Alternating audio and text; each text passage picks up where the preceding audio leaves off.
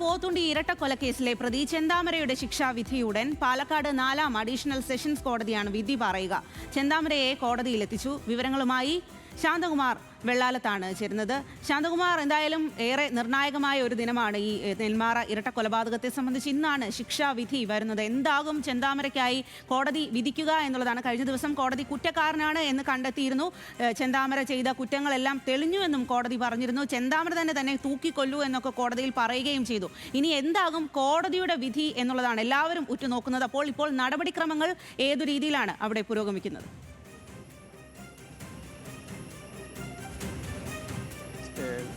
ചെന്താമര കുറ്റക്കാരനാണെന്ന് കണ്ടെത്തിയതിന് ശേഷം ഇന്ന് കോടതി വീണ്ടും അതിന്റെ വിധി പ്രസ്താവിക്കുന്നതിനുള്ള നടപടികളിലേക്ക് കടക്കുകയാണ്. അതിന് മുന്നോടിയായി വീണ്ടും ഈ കുറ്റക്കാരനെന്ന് കണ്ടെത്തിയതിന് ശേഷം ഉള്ള ഒരു വാദം കൂടി ഇന്ന് തുടരും.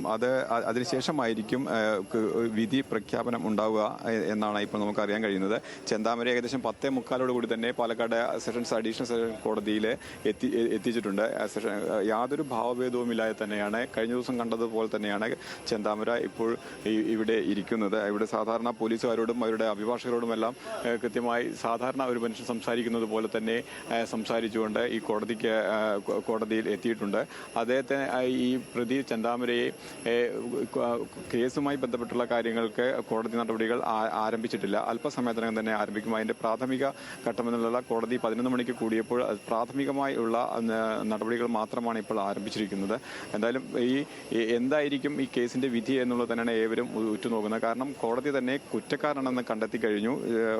BNS 301 പ്രകാരം അദ്ദേഹം കുറ്റം ചെയ്തിട്ടുണ്ട്. അതായത് കൊലക്കുറ്റം തെളിയിക്കാൻ പ്രോസിക്യൂഷന് കഴിഞ്ഞു എന്നുള്ളത് ഏറ്റവും പ്രധാനപ്പെട്ടതാണ്. അതുകൊണ്ട് തന്നെ പരമാവധി ശിക്ഷ ലഭിക്കണമെന്ന് തന്നെയാണ് പ്രോസിക്യൂഷൻ ആവശ്യപ്പെട്ടിരിക്കുന്നത്.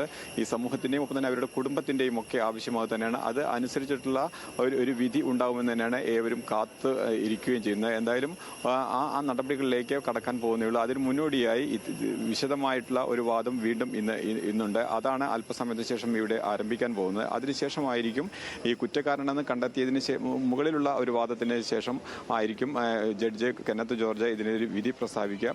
എന്തായാലും കേരളത്തെ നടുക്കിയ ഒരു വലിയ ഒരു പ്രധാനപ്പെട്ട പ്രമാദമായ ഒരു കേസാണ്. ആ കേസ് 1.5 വർഷം കൊണ്ടാണ് ആ കേസിന്റെ വിചാരണ പൂർത്തിയാക്കി ഇപ്പോൾ കുറ്റക്കാരനെന്ന് കണ്ടെത്തുകയും അതിന്റെ വിധി പറയുന്നതിലേക്കും എത്തിയിരിക്കുന്നത്. കേരളത്തെ നടുക്കിയ അല്ലെങ്കിൽ ഒരു മലയാളി മനസാക്ഷിയാകെ നടുക്കിയ ഒരു ഇരട്ട കൊലപാതകം. ആ ഇരട്ട കൊലപാതകത്തിൽ പ്രതിയായിട്ടുള്ള ഈ ചെന്താമരയ്ക്ക് എന്ത് ശിക്ഷ നൽകണം, എന്ത് ശിക്ഷ ലഭിക്കും എന്ന് തന്നെയാണ് ഏവരും ഉറ്റുനോക്കുന്നത്. അതുതന്നെയാണ് ശാന്തകുമാർ. കേരളം മുഴുവൻ ഉറ്റുനോക്കുന്ന ഒരു നിർണായകമായിട്ടുള്ള വിധി ദിനമാണ്. ചെന്താമരയ്ക്ക് എന്താകും ശിക്ഷ എന്നുള്ളത്. ചെന്താമരയ്ക്ക് വധശിക്ഷ തന്നെ നൽകണമെന്നാണ് സുധാകരന്റെ മക്കൾ ന്യൂസ് മലയാളത്തോട് ഇന്നും ആവർത്തിച്ചത്. അവരുടെ വാക്കുകളിലേക്ക്. അയാൾക്ക് ഇനി ഒന്നും പോകാനില്ല. അപ്പോൾ അയാൾക്ക് പേടിയോ ഇല്ല. അപ്പോൾ ഇനി ആരെങ്കിലും അയാളുടെ മുമ്പിൽ വന്ന് പെട്ട് കഴിഞ്ഞാൽ അയാൾ തീർക്കുന്ന ജഡ്ജിയോട് തന്നെ പറഞ്ഞിട്ടുണ്ടല്ലോ. അപ്പോൾ അയാൾക്ക് പരമാവധി ശിക്ഷ തന്നെ കൊടുക്കുക, പരോള് കൊടുക്കാതിരിക്കണം ശ്രദ്ധിക്കണം. അതെ, വധശിക്ഷ തന്നെ കൊടുക്കണമെന്നാണ് പറയാനുള്ളത്. മാക്സിമം നല്ല അയാൾ വേദനയോടെ മരിക്കണം എന്നാണ് ഞങ്ങൾക്ക് പറയാനുള്ളത്.